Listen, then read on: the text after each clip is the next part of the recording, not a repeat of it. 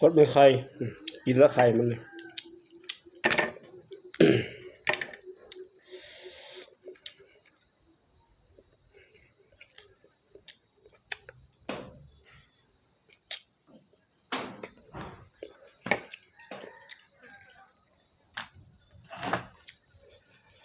เข้ากับข้าวเย็น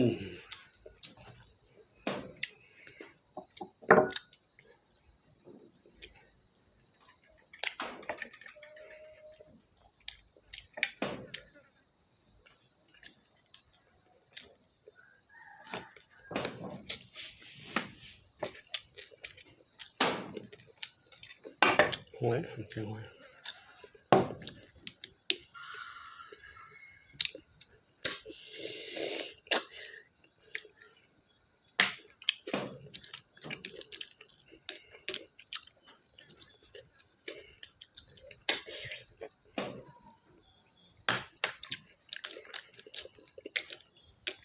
โดนรับบริกินแกงหอยเนี่ยแซ่บ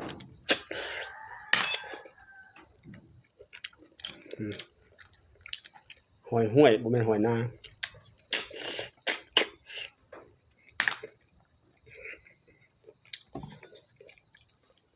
ตุ้ยลาย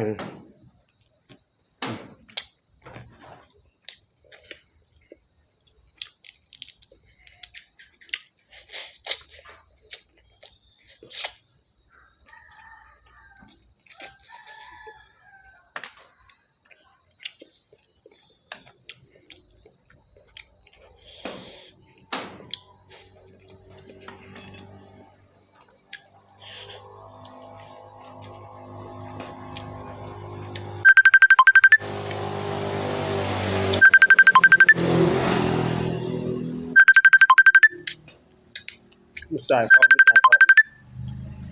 หมดเลย